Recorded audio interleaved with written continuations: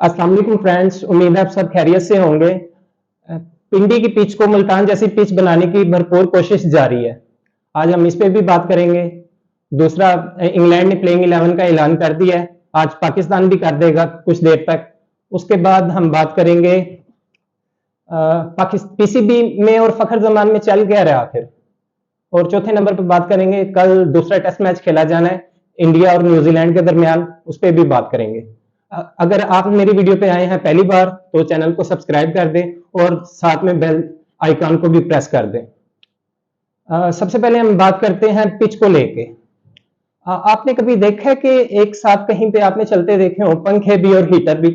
ऐसा पिंडी स्टेडियम में हो रहा है। कुछ तस्वीरें गर्दिश कर रही हैं कल की परसों की। इतने बड़े बड़े दोनों एंड्स, पिच के दोनों एंड्स पर जो है पीसीबी ने पंखे लगाए हुए हैं और हीटर भी लगाए हुए हैं। पूरी कोशिश की जा रही है कि इस पिच को जो है मुल्तान में जो पिच थी दूसरे टेस्ट की उस तरह का ट्रैक बना दिया जाए ताकि हमारे जो स्पिनर्स हैं उनको मदद मिले और हम जो है ये सीरीज जीत जाएं। आपको पता है कि दूसरा टेस्ट मैच हम स्पिनर्स की वजह से ही जीते थे। 20 की 20 विकेटें जो है वो हमारे स्पिनर्स ने ही ली थी। तो अब पूरी कोशिश की जा रही है। इस पिच को देखते हुए और पीसीबी की काविशों को देखते हुए इंग्लैंड ने तो अपनी प्लेइंग 11 का ऐलान कर दिया है, जिसमें उसने अपने दो नहीं, इस बार उसने 3 स्पिनर्स खिलाए हैं। रेहान अहमद जो कि लेग स्पिनर है, इसने 2022 में पाकिस्तान के खिलाफ ही डेब्यू किया था, उसे भी स्क्वाड में शामिल किया गया इस बार। तो 3 स्पिनर, 2 ऑलरेडी खेल रहे थे, जैक लीच और शुएब बशीर, तो 3 स्पिनर्स हो गए हैं। पूरी कोशिश की जा रही है पीसीबी की तरफ से जो है ना इसे स्पिन ट्रैक बना दिया जाए। आपको याद है कि एक बार स्टीव स्मिथ ने पिंडी की पिच को लेकर कहा था कि ये डेड पिच है। तो ये तो बैटिंग की वजह से जानी जाती है ये पिच, आपको पता है फुल बैटिंग पिच होती है, तो इसे स्पिन ट्रैक में बदलना बड़ा मुश्किल काम है। मुल्तान में हमें इसलिए हेल्प मिल गई थी, वहां पे एक तो उसी पिच पे दूसरा टेस्ट मैच हुआ था और दूसरा उसे पानी लगा के, मुल्तान में आपको पता है कि गर्मी ज्यादा होती है, तो धूप लगवाई थी जिसकी वजह से जो है ना वो स्पिन ट्रैक बन गया था इजीली। यहाँ पे आपको पता है एज कंपेयर टू अगर हम देखें मुल्तान को, तो पिंडी में जो है वो गर्मी कम होती है एज कंपेयर टू मुल्तान। तो यहाँ पे इतना आसान नहीं होगा इसे स्पिन ट्रैक में बदलना। हाँ, जरूर मिलेगी मदद। मुझे लगता है कि 2-3 दिन के बाद जो है ना यहाँ पे स्पिन बॉलिंग को मदद मिलेगी, इससे पहले नहीं। तो उसने तो, इंग्लैंड ने तो 3 स्पिनर्स जो है वो खिला रहा है, लेकिन पाकिस्तान में भी एक जो स्पिनर है वो अपना जाहिद महमूद, उससे आपको पता है कि उसने दूसरे टेस्ट मैच में भी बॉलिंग नहीं करवाई थी। पहली इनिंग में तो करवाई थी लेकिन कोई विकेट नहीं था ले पाया। तो मे भी पाकिस्तान जो है वो उसे ड्रॉप कर दे और उसकी जगह, पहले तो नाम आ रहा था मीर हमजा का, लेकिन मीर हमजा उसे नी इंजरी हो गई है तो उसने 2-3 दिन से प्रैक्टिस भी नहीं की, तो वो तो नहीं खेलने जा रहा डेफिनेटली। नाम अब सुनने में आ रहा है मोहम्मद अली का, क्योंकि आपको पता है अगर स्पिनर्स को इतनी हेल्प नहीं मिलेगी तो फास्ट बॉलर हमारे पास होने चाहिए। हमारे पास सिर्फ एक था, वो भी समझ ले कि 100% फिट नहीं था, और वैसे भी वो बैटिंग अच्छी कर रहा है। आमिर जमाल इतनी अच्छी बॉलिंग नहीं कर रहा वो, तो अच्छी एडिशन है। अगर पाकिस्तान जो है वो 2 फास्ट बॉलर खिला ले तो ये ज्यादा बेहतर रहेगा। अगर स्पिन ट्रैक होता भी है तो हमारे जो ये साजिद खान है और नुमान अली है, इंशाल्लाह हमारे पास पार्ट टाइमर भी है। सलमानी लियागा अच्छी बॉलिंग करवा लेता है, साउथ शकील करवा लेता है, साइम अयूब भी करवा लेता है। तो अगर स्पिन ट्रैक में ये पिच बदलती भी है तो इंशाल्लाह हम जो है ये सीरीज इंशाल्लाह जीत जाएंगे, क्योंकि हमारे पास अच्छे स्पिनर्स ऑलरेडी हैं। आपको याद है कि दूसरे टेस्ट मैच में इन्होंने ही इन 2 स्पिनर्स ने ही 20 की 20 विकेटें ले ली थी। तो अब मैं आपको प्लेइंग 11 बताता चलूं। इंग्लैंड की ओपनर्स हैं बेन डकेट, उसके साथ जो जैक क्राउले है, वन डाउन पर आते हैं ओली पोप, फिर जॉय रूट है, उसके बाद हैरी ब्रोक है, फिर बेंजामिन स्टोक्स के बाद है जॉर्डन कॉक्स। ये इसकी एडिशन हुई है। असल में टोटल चेंजेस जो किए हैं इंग्लैंड ने वो 3 की है। तो एक तो वो गोस एटकिंसन जो उनका फास्ट बॉलर है उसे खिलाने जा रहा है, रेहान अहमद का मैंने पहले ही बता दिया, और जो ये विकेट कीपर है जॉर्डन कॉक्स, इसकी एडिशन हुई है। आपको पता है जेमी स्मिथ जो है वो इंग्लैंड रवाना हो चुके हैं, तो उसकी जगह पे ये आज कल जो है ये डेब्यू करने जा रहे हैं। तो उसके बाद जो है ये जॉर्डन कॉक्स खेलेंगे, उसके बाद शुएब बशीर है, रेहान अहमद है, जैक लीच है और गोस एटकिंसन। ठीक है, ये इंग्लैंड की प्लेइंग 11 है। इसके बाद पाकिस्तान को मैंने बताया सिर्फ एक चेंज करने जा रहा है। तो इसके बाद मैं डिस्कस करूंगा फखर जमान और पीसीबी के दरमियान आखिर चल क्या रहा है। मैं कुछ आपको याद होगा कुछ दिन पहले फखर जमान ने बाबर आजम को लेकर ट्वीट की थी। जब पीसीबी ने नई सिलेक्शन कमेटी आई है तो उसने 2-3 प्लेयर्स को रिलीज कर दिया था जिसमें बाबर आजम शामिल था। तो बाबर आजम को लेकर फखर जमान ने ट्वीट की थी। ट्वीट मैं नीचे डिस्क्रिप्शन में दे देता हूं।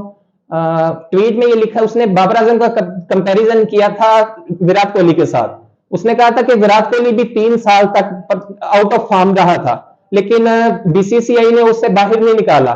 उसकी रीजन ये थी, मैं आपको बताता हूं, उसकी रीजन ये थी बाकी इंडिया के 10 प्लेयर परफॉर्म कर रहे थे। ठीक है, यहां पे जो बाबर आजम नहीं परफॉर्म कर रहा था तो कोई भी नहीं था परफॉर्म कर रहा, तो पाकिस्तान हार रहा था। आ जाता है, बुरा वक्त सब पे आता है। तो उसने कंपैरिजन किया विराट कोहली के साथ। उसने साथ जो है उसकी 3 सालों की एवरेज भी डिस्कस की है, बताई है कि इसकी ये थी ये थी ये थी।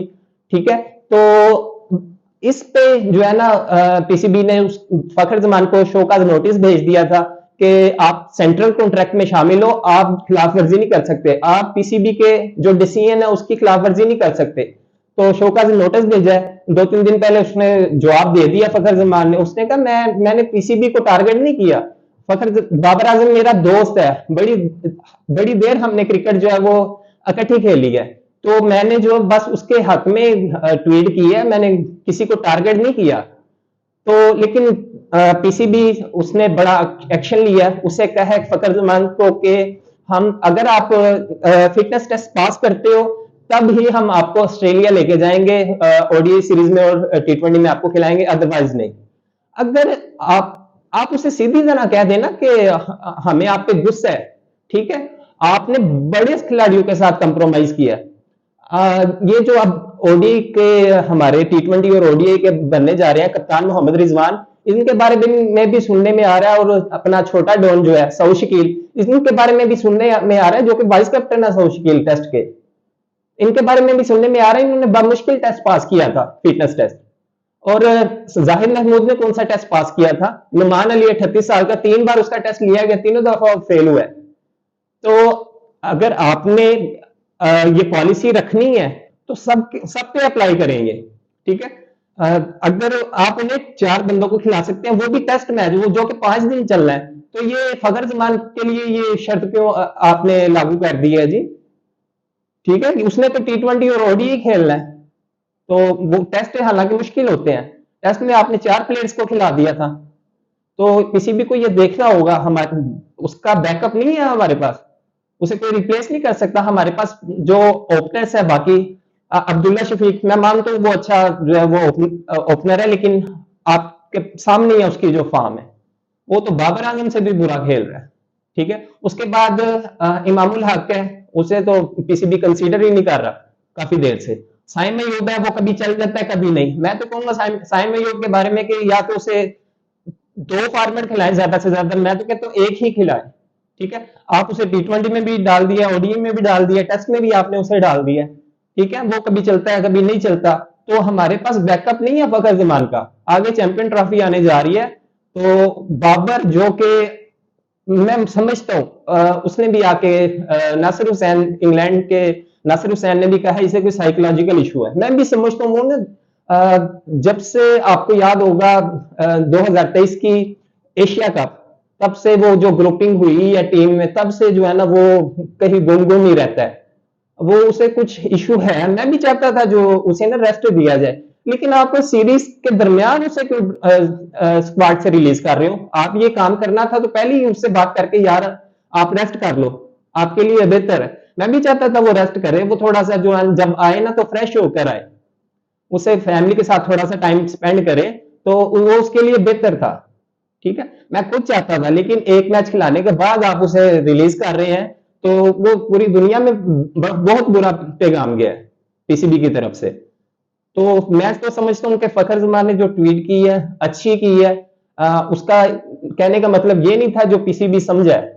ठीक है, अगर अल्लाह ना करे वो गुस्से में आके अगर उसने रिटायरमेंट दे दी, या वो आउट ऑफ फॉर्म हो गया इस पीसीबी के इस बात को लेकर, हो जाता है बंदा पीसीबी बाहर दुनिया का बोर्ड है, यहाँ पे प्लेयर आता है अच्छा है, आके जो बुरा हो जाता है। बाकी टीमों में अलग है, वहां पे जो एक बंदा बोर्ड में आ जाता है ना, वो उसे ग्रूम करते हैं। तो पीसीबी में ये उल्ट है। तो मैं समझता हूँ कि बहुत सारे खिलाड़ियों ने जो है वो बाबर आजम की स्पोर्ट में कहा कि बाकी से रेस्ट देनी चाहिए थी, लेकिन उसे जो है ना वो स्क्वाड में शुरू से ही ना डालते। मोहम्मद आमिर दूसरा टेस्ट मैच पाकिस्तान जीता इंग्लैंड से 152 रन से। तो कामरान गुलाम जिसने बड़ा अच्छा परफॉर्म किया था, नो डाउट बड़ा अच्छा परफॉर्म किया था। अब कुछ जो खिलाफ थे ना बाबर आजम के, उन्होंने ये कहना शुरू कर दिया जी बाबर आजम नहीं है तो हम जीत गए। तो इस पर मोहम्मद आमिर ने भी ट्वीट की है कि ये घटिया सोच बंद करो कि फलाना नहीं है, बाबर आजम नहीं है तो हम मैच जीत गए। बड़ी सर्विसेज है बाबर आजम की पाकिस्तान टीम के लिए, तो ये हमें हकीकत है, इसे हम इग्नोर नहीं कर सकते। ठीक है ना। उसके बाद कल इंडिया और न्यूजीलैंड के दरमियान भी टेस्ट मैच खेला जाना है, दूसरा टेस्ट मैच। आपको याद होगा कि पहला टेस्ट मैच न्यूजीलैंड जो है वो 8 विकेटों से जीत गया था। इंडिया की ये होम ग्राउंड पे 2012 के बाद ये शिकस्त हुई है टेस्ट में। वो 2012 में इंग्लैंड के खिलाफ सीरीज हारा था। तो ये 11-12 साल हो गए हैं वो अपने घर में टेस्ट सीरीज को तो छोड़ो, एक मैच भी नहीं हारा वो। तो इतनी अच्छी परफॉर्मेंस है, वो होम एडवांटेज लेना जानते हैं। वो आपको याद होगा पहली इनिंग्स में जो है वो क्या नाम लेते हैं, वो आउट हो गया था 46 पे। लोगों ने बड़ा ट्रोल किया, एक बार वो 36 पे आउट हो गया था ऑस्ट्रेलिया के खिलाफ। तो हो जाता है, अगर वो उसने पहली इनिंग में अच्छी स्कोर की होती तो वो मे भी वो टेस्ट मैच जीत जाता। बड़ी अच्छी बॉलिंग की थी मैट हेनरी ने, और के उनका नया बॉलर आया, बड़ी अच्छी बॉलिंग देखने को मिली थी उनकी तरफ से। ठीक है। तो दूसरा टेस्ट मैच कल होने जा रहा है। ये न्यूजीलैंड इंडिया से 36 साल बाद इंडिया में टेस्ट मैच जीता है, सिर्फ 3 टेस्ट मैच जीता है न्यूजीलैंड इंडिया में। तो ये थी मेरी तरफ से आज की डिस्कशन। तो